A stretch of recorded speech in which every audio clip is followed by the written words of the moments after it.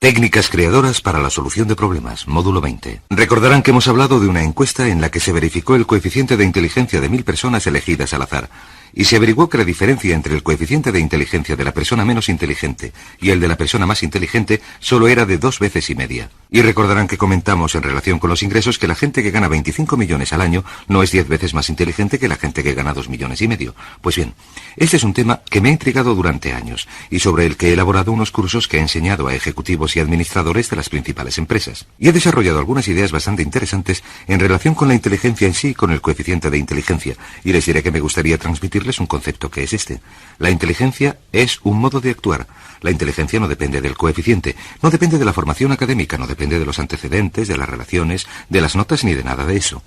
Hay muchas personas muy inteligentes que no son capaces de ganarse la vida.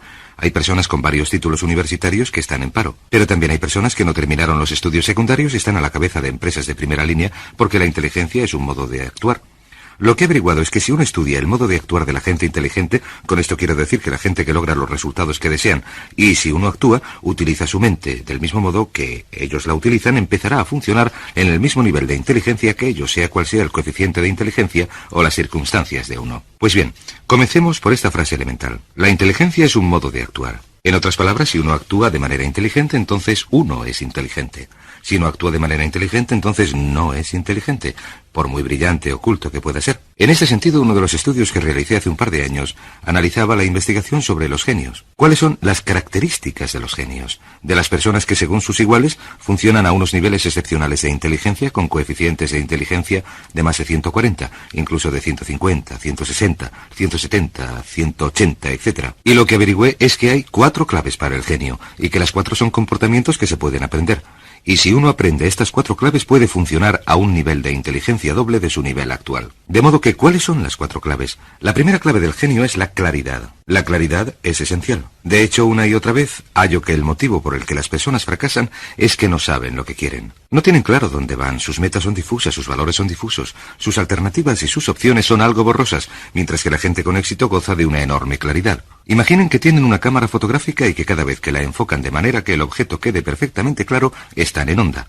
Esto significa que cada vez que alguien les haga una pregunta o que piensen en sus metas deberían estar especialmente claras. Por eso hemos hablado de escribirlas, describirlas claramente, basarlas en un plazo de tiempo, hacerlas mesurables, especificarlas, utilizar un lenguaje vivo para lograrlas, porque cuanto más claras sean sus metas, más se centrará su mente en lograrlas. Otra cosa que tienen que tener clara es cuáles son sus problemas. Recuerden que dije que hay que identificar los obstáculos que se interponen entre ustedes y sus metas, que hay que definir los grandes obstáculos, los pequeños obstáculos y definirlos con claridad. ¿Qué se hace en medicina? En medicina sencillamente se sigue un proceso de diagnóstico hasta hallar el problema específico que causa la enfermedad, y cuanto más claro se defina el problema, más fácil resultará la solución. Las personas desgraciadas y fracasadas en la actualidad no son personas poco inteligentes o incapaces. Tienen más bien una idea borrosa acerca de sus metas y también de sus problemas. Y finalmente, algo que es más importante que todo lo demás, sus resultados. Se tiene que pensar en este más que en los otros 2 puntos. ¿Cuál es el resultado que desean? ¿Dónde quieren estar al final del proceso? En otras palabras, ¿qué aspecto tendrá? ¿Qué sensación dará? No el proceso que lleve a ella, sino el resultado que se persigue. Y con frecuencia se enfocan los resultados mejor que las metas, porque, lo crean o no, a veces las metas pueden estar equivocadas. A veces los problemas no son los problemas adecuados, pero si uno sabe cuál es el resultado, si sabe cómo quiere que sea, si sabe que quiere una casa de 400 metros cuadrados, moderna, con comodidades, con un despacho para uno y una sala de juegos para los niños, y 2 plazas de garaje, etc. Si es este el resultado que desea, entonces el barrio donde uno viva, el modo de obtener la casa, alquiler, compra, etc., se arreglan por sí solos siempre que uno se preocupe del resultado. De modo que la segunda clave para funcionar como un genio es la concentración. La concentración. Todos los genios, la gente muy inteligente, son personas capaces de concentrarse al 100% en una cosa al tiempo y de concentrarse en lo más importante. Los que no son genios, la gente con una inteligencia limitada, intentan hacer un montón de cosas distintas. Se concentran en un montón de cosas y como no pueden hacer que su inteligencia se centre como un puño sobre un problema individual, nunca parecen capaces de resolver nada. De modo que la capacidad de concentración, y esto lo estudiamos cuando hablamos de cómo administrar el tiempo, la elaboración de una lista de todas sus metas y de todos los problemas que hay en el camino, la selección de uno o dos que son los más importantes, seleccionar el número 1 y trabajar sobre el número 1 y perseverar con exclusividad hasta haberlo terminado son la clave absoluta del genio, porque cuanto más se concentra uno, como un rayo láser, cuanto más se concentra uno, más se aplica la inteligencia a destruir el problema que bloquea el camino o avanzar hacia la meta. La tercera cualidad del genio que se puede desarrollar es la capacidad de mantener abierta la mente. Verán, la gente muy inteligente tiende a tener una mente abierta en el sentido de que están dispuestos a estudiar varios enfoques distintos. Están dispuestos a distanciarse de la situación, dispuestos a hacerse muchas preguntas. Están dispuestos a hacer preguntas como ¿por qué no? Y como ¿cuáles son las premisas? Tenemos este problema, ¿cuáles son las premisas? ¿Podrían nuestras premisas estar equivocadas? Saben, las premisas equivocadas están al fondo de la mayoría de los fracasos. Premisas. ¿Cuáles son sus premisas? Cuando me dedico a la investigación o al asesoramiento para grandes empresas o incluso para pequeñas, me doy cuenta de que cuando tienen problemas en el mercado, su premisa suele estar equivocada. Equivocada respecto al producto, al servicio, respecto a la competencia, respecto al cliente, etc. De modo que, ¿cuáles son sus premisas? Mantengan abierta la mente y estudien la gama de modos distintos de enfocar el problema en cuestión. Otra buena pregunta que uno se puede hacer es, ¿qué otro problema puede haber? Nos parece que este es el problema. ¿Qué pasaría si el problema fuera totalmente distinto a lo que hemos estudiado, de modo que mantengan la mente abierta, sean flexibles, sean fluidos, estén dispuestos a estudiar toda una gama de enfoques distintos? Y la cuarta característica de los genios, lo que resulta sorprendente, es que tienen un método sistemático o una metodología sistemática, si lo prefieren, o métodos sistemáticos para resolver los problemas. No son gente de medias tintas. Finalmente, una vez que un genio ha aplicado una serie de métodos sistemáticos, a menudo sucede que de resultas de este proceso de concentración, sencillamente eliminan el tema de su mente, y en un momento determinado el superconsciente les da la respuesta que andaban buscando, pero antes de llegar a esto, aplican métodos sistemáticos, por así decirlo, de pensamiento organizado. La mayoría de la gente no hace esto. Lo que hacen es lanzarse sobre un problema, igual que un perro se lanza sobre un coche que pasa, y hacen guau, guau, guau, guau, guau, guau, y persiguen al coche. O se lanzan sobre una manta como lo hace un cachorro y la rompen. Dan vueltas y vueltas con ella y luego la tiran. Las personas inteligentes enfocan cada problema de forma lógica, sistemática, organizada. Así que hablemos de estos métodos de pensamiento creador que ustedes pueden utilizar como un radiodestructor de partículas, que pueden utilizar para destruir entre el 90 y el 95% de cualquier problema con que se hayan de enfrentar, cualquier obstáculo, cualquier cosa que les bloquee el camino. Y el primero es lo que yo llamo la tormenta de ideas. La tormenta de ideas es una técnica muy sencilla. Se desarrolló hace muchos años. Uno lo puede hacer por su cuenta o con otras personas. Más personas se han hecho ricas con esta técnica que con cualquier otra que yo conozca. Yo mismo la he utilizado durante años y es increíble el modo en que hace que uno pueda hallar soluciones estupendas, incluso para los problemas más complejos. La tormenta de ideas a menudo se conoce como el método de 20 ideas. Lo único que se necesita para utilizar este método de 20 ideas es una hoja de papel, un lápiz y disciplina. ¿Por qué no utiliza la gente este método más a menudo? A, porque no lo conocen. B, porque no son tan disciplinados como para utilizarlo. Pero si ustedes lo utilizan de manera sistemática, los resultados les sorprenderán desde el principio. El método es así de sencillo. Tomen una hoja de papel. El mejor momento para hacerlo es nada más levantarse por la mañana y escriban su meta u objetivo principal en la parte superior de la hoja en forma de pregunta. Digamos que quieren aumentar sus ingresos de 3 millones a 4 millones y medio a lo largo de los próximos 12 meses. Lo que deben hacer es escribir en la parte superior de la hoja. ¿Qué puedo hacer para ganar 4 millones y medio a lo largo de los próximos 12 meses? Esa sería la pregunta. O digamos que se trata de un asunto de administración del tiempo. ¿Qué puedo hacer para lograr 2 horas adicionales de trabajo productivo cada día? O digamos que se trata de un asunto de salud. ¿Qué puedo hacer para perder 2 kilos al mes hasta lograr mi peso ideal? Escriban esto en la parte superior de la hoja en forma de pregunta y esfuércense por escribir 20 respuestas distintas. Insistan en esforzarse por escribir 20 respuestas distintas. Las 3 o 5 primeras respuestas se le ocurrirán con facilidad. Las 3 o 5 siguientes son más difíciles. Las 10 últimas les harán sudar sangre porque su mente, si no la han utilizado de manera habitual, responderá muy despacio a esta exigencia, al igual que un músculo respondería muy despacio.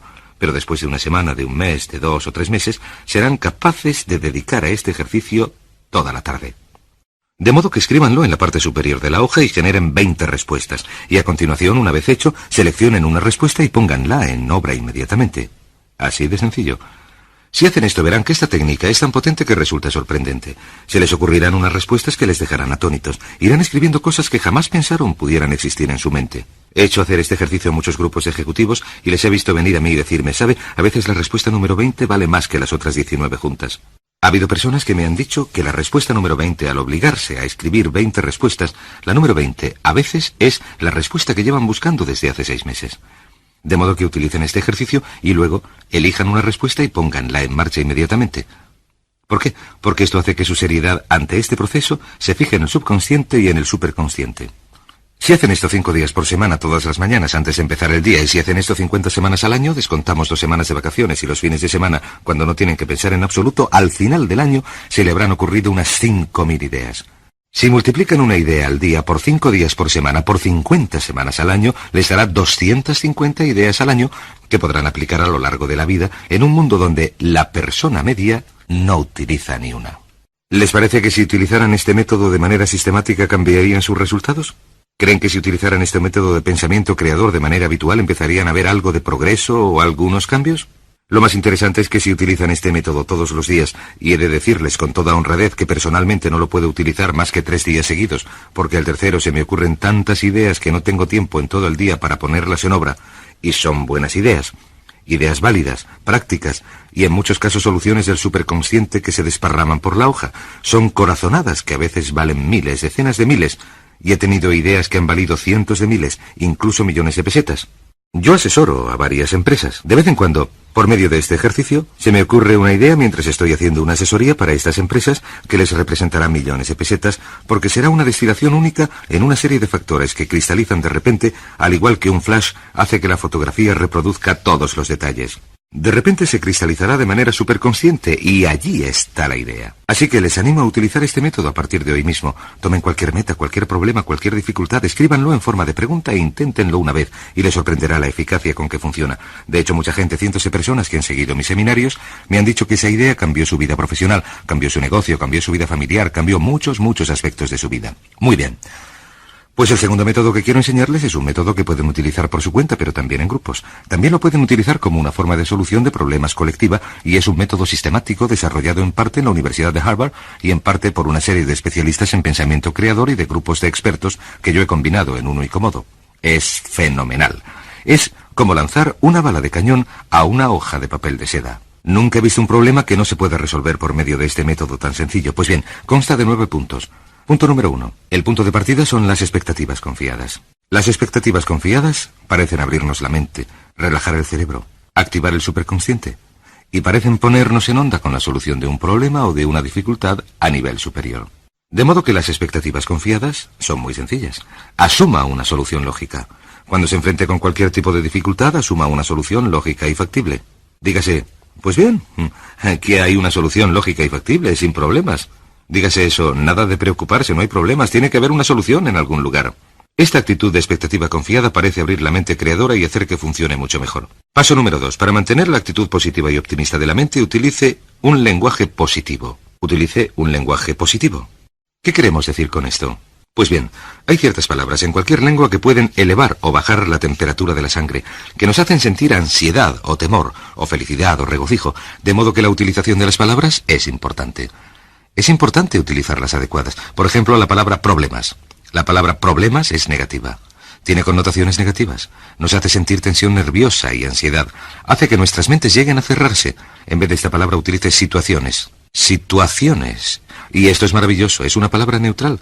No es ni positiva ni negativa. Un problema es algo con lo que hay que luchar. Una situación es algo que hay que resolver. Escriba problema igual a lucha, contratiempo, coste, dificultad, decepción.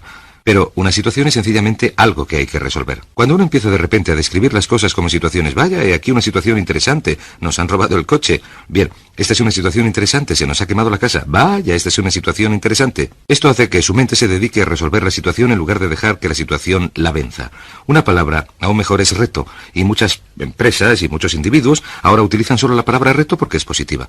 Un reto es algo que uno acepta. Un reto es algo positivo que uno acepta, de modo que en lugar de llamarlo problema, llámelo reto. He aquí un reto interesante. O este año nos estamos enfrentando con algunos retos interesantes, o parece que este año vamos a tener algunos retos inesperados, o se nos ha presentado un reto verdaderamente importante. Pero un problema descrito como un reto es algo que saca a la luz lo mejor de uno. La mente empieza a trabajar a todo vapor para pensar cómo hacer frente al reto. Y la mejor de todas es la palabra oportunidad. La palabra oportunidad es muy positiva. Oportunidad sugiere algo de lo que uno se aprovecha. Lo interesante es que en todas nuestras investigaciones vemos que dentro de todo contratiempo, dificultad, de todo problema, de toda situación o reto, hay una oportunidad oculta. Hay algo que se puede aprender, hay algo que se puede ganar, hay una ventaja, hay un beneficio, hay algo. Y sabemos, gracias a la ley de la sustitución, que si buscamos la oportunidad en cualquier situación, no podemos pensar al mismo tiempo en lo que nos produciría tensión nerviosa y ansiedad. Uno no puede pensar en ello como un problema y como una oportunidad al mismo tiempo. El pensamiento positivo anula el pensamiento negativo, de modo que cuando estudiamos a las personas de éxito, vemos que son las que centran sus mentes en lo que desean y buscan la oportunidad, el reto, el aspecto positivo de cualquier contratiempo o dificultad. Recuerden, hemos hablado de la mente superconsciente, de lo que los contratiempos y las dificultades a menudo se presentan para decirnos que cambiemos de rumbo o dirección, que volvamos al buen camino, que lleguemos a donde vamos. Así que en lugar de frustrarnos o trastornarnos, veámoslo como una gran posibilidad y busquemos en ello la ventaja o el beneficio. El tercer paso, a la hora de enfrentarse con cualquier situación o reto, consiste en definirlo con claridad. Definirlo con claridad. Por cierto, yo utilizo este método continuamente. Tomo cualquier método o dificultad que se me plantee y le aplico toda esta cuestión. Le aplico el análisis y al final siempre hallo una solución. Defínanlo con claridad. Piensen sobre el papel. Háganlo por escrito. Piensen sobre el papel. Toda la gente con éxito piensa sobre el papel. La gente sin éxito no piensa sobre el papel. ¿Por qué no piensa así la gente sin éxito? Porque son demasiado perezosos. Piensen sobre el papel, escríbanlo, díganse qué es lo que me preocupa, cuál es la dificultad, cuál es la situación. Defínanlo con claridad. Recuerden lo que dijimos en otra ocasión, la claridad es una característica del genio. La imprecisión es una característica del fracaso. Número 4. Pregúntese, ¿cuáles son las causas posibles? La tendencia natural en nuestra sociedad impaciente, si llegamos a una definición de la dificultad o el reto, es precipitarnos a una conclusión y decir, vamos a hacer tal cosa. En lugar de esto, lo que hace un médico, por ejemplo, es dar un paso atrás y decir, muy bien, siente un dolor, tiene una dificultad, tiene un trastorno que se manifiesta con estos síntomas. Ahora, veamos cuáles pueden ser las causas. ¿Qué come usted? ¿Qué bebe? ¿Qué tipo de vida lleva? ¿Qué tipo de tensión se produce en su vida? Y así sucesivamente. A veces el 50% de todas sus dificultades se pueden resolver definiéndolas claramente. Otro 25% de sus dificultades se pueden resolver determinando sus causas. A veces, si uno puede determinar cuáles son, uno dice, muy bien, pues si esa es la causa, y a continuación elimina la causa y la situación se resuelve. El quinto paso. Si no lo ha podido resolver durante el paso número 3 o el 4, el paso siguiente es decir cuáles son las posibles soluciones. ¿Cuáles son todas las posibles soluciones? No solo todas las soluciones lógicas. Vaya más allá. Si se le ocurre rápidamente una solución que parece la lógica, pregúntese, ¿qué pasaría si no funcionara? ¿Qué otra cosa podríamos hacer? Roger Banoak dice, busque siempre lo que se llama la segunda respuesta correcta. Una vez que haya hallado la respuesta correcta y se haya dicho, bien, esta parece ser la respuesta a esta dificultad, pregúntese, ¿cuál es la segunda respuesta correcta? Un ejercicio excelente porque si la primera solución no funciona ya tienen una segunda desarrollada. Así que pregúntense, ¿cuáles son todas las soluciones posibles? ¿Cuál es la solución? ¿Cuál es el contrario de la solución? ¿Qué pasaría si no hiciéramos nada? ¿Qué pasaría si hiciéramos el doble de esfuerzo? ¿Qué pasaría si intentáramos una cosa totalmente distinta? ¿Qué pasaría si utilizáramos el pensamiento lateral, si en lugar de cavar más hondo en este agujero, caváramos un agujero distinto? ¿Y qué si abandonáramos este mercado por completo? ¿Qué pasaría si abandonáramos esta colocación o esta relación por completo en vez de intentar resolver la colocación o la situación? ¿Qué pasaría si nos marcháramos a otro sitio y volviéramos a empezar? ¿Cuál sería la segunda respuesta correcta? He aquí un punto crítico. De este punto en adelante, una vez que hayan llegado al número 5, piensen y hablen de soluciones exclusivamente. Piensen y hablen de soluciones exclusivamente. Verán, debido a la ley de la concentración, debido a la ley de la sustitución, debido a la ley de la atracción, ¿qué sucede? Les diré lo que sucede. La mayoría de la gente habla de problemas todo el tiempo. Piensan en problemas, les preocupan, imaginan con viveza los problemas, comentan los problemas y tienen más y más y más y más problemas. La ley de la sustitución dice que si uno piensa en y habla de problemas, la mente queda ocupada por la negatividad. La ley de la atracción dice que si uno piensa en y habla de los problemas, uno atraerá más problemas a su vida. La ley de la correspondencia dice que cuanto más se piense y se hable de los problemas, cuanto más preocupen la mente, más se va a caracterizar el mundo externo de uno por los problemas. La diferencia entre los ganadores y los perdedores, entre los héroes y los que no lo son, entre los éxitos y los fracasos es esta: que la gente de éxito, los ganadores, están orientados hacia las soluciones. Orientados hacia las soluciones, piensan en soluciones, hablan de soluciones, siempre están haciendo la pregunta, la gran pregunta: ¿qué hacemos ahora? ¿Qué podemos hacer desde aquí? En otras palabras, siempre se orientan hacia el futuro. Siempre orientados hacia el futuro. Los perdedores siempre están orientados hacia el pasado. Los perdedores siempre quieren saber quién lo hizo, quién tuvo la culpa, quién es responsable. ¿Cómo podemos abandonar algo muy costoso? El ganador siempre mira hacia adelante y dice, ¿a dónde vamos desde aquí? ¿Qué hacemos desde aquí? ¿Cuál es la solución desde aquí? ¿Cómo podemos mejorar esta situación? ¿Cómo podemos ajustarla, adaptarla, modificarla, etcétera? Una vez que se ha llegado aquí, el paso siguiente es muy sencillo. Número 6. Tome una decisión. Tome una decisión. Cualquier decisión es mejor que ninguna. El 80% de las dificultades deberían resolverse, y la decisión debería tomarse en este punto, precisamente en el momento en que se plantean. En otras palabras, cuando uno tiene una dificultad, ese es el momento de tomar el 80% de todas sus decisiones. La indecisión, por cierto, la falta de decisión es el principal motivo del fracaso. Las personas indecisas no logran el éxito en su vida. Tener capacidad de decisión es más importante que tener razón, ya que cuantas más decisiones se toman, más reacciones se logran. Más listo se hace uno, más precisas se hacen las decisiones. Cuantas menos decisiones se tomen, menos reacciones se producen, menos se aprende, peor toma uno las decisiones. De modo que tomen una decisión. Recuerde, el 80% deberían tomarse ahora mismo y el resto se pueden tomar sencillamente diciendo: muy bien, no puedo tomar la decisión ahora mismo, necesito más información, me fijaré una fecha tope. El jueves a mediodía tomaré una decisión. Disponga la información de que disponga. Por cierto, esto alivia mucho la tensión.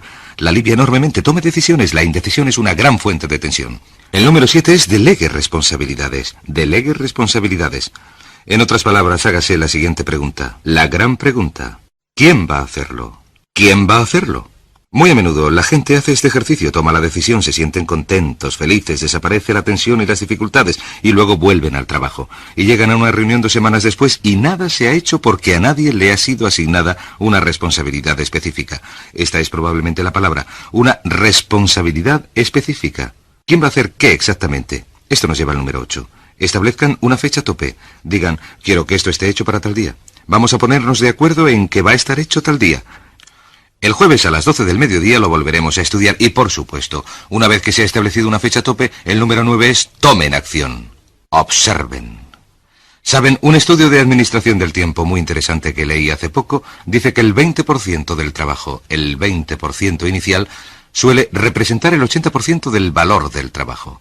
Si consiguen hacerlo despegar, se dice bien empezado, mitad terminado. Y el número 10 es: haga una inspección de su previsión. Haga una inspección de su previsión.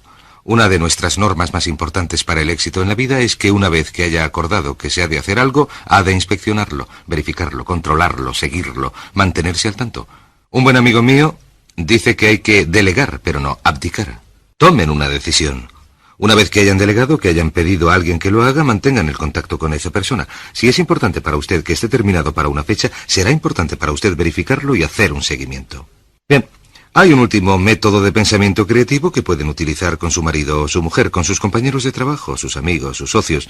Uno de los métodos más potentes jamás desarrollados, comentado por primera vez por Alec Osborne en su libro Applied Imagination en 1946, que se llama Tormenta de Ideas.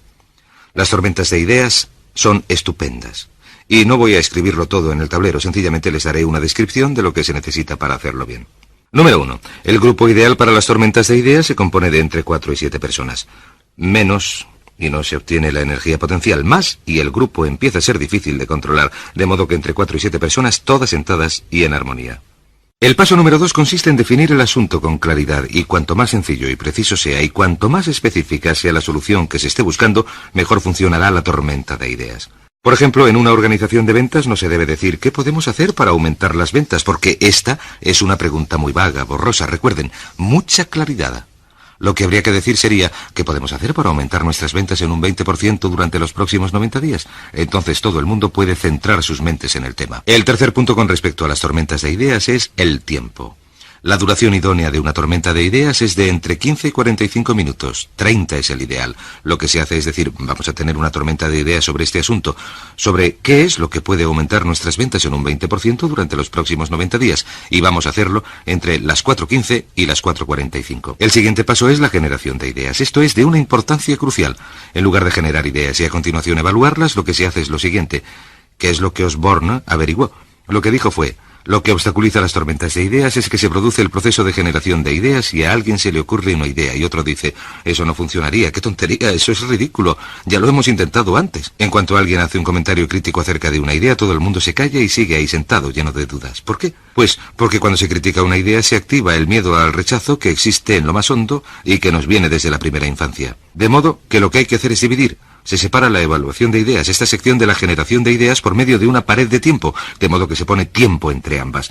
Y aquí lo que se desea es cantidad de ideas, de modo que en una sesión de 30 segundos, digamos de 30 minutos, se dice, veamos cuántas ideas podemos generar, centrándonos en el modo de aumentar nuestras ventas en un 20% durante los próximos 20 días. Y aquí pueden dedicar más tiempo, y aquí van por la calidad. ¿Cuál es la función del jefe?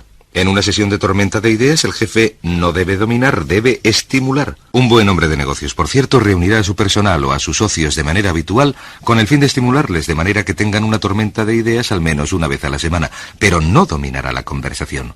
Escriban todas las respuestas. Escriban todas las respuestas, con mucha frecuencia. ¿A alguien se le ocurrirá una respuesta durante una sesión de tormenta de ideas que será una solución del superconsciente?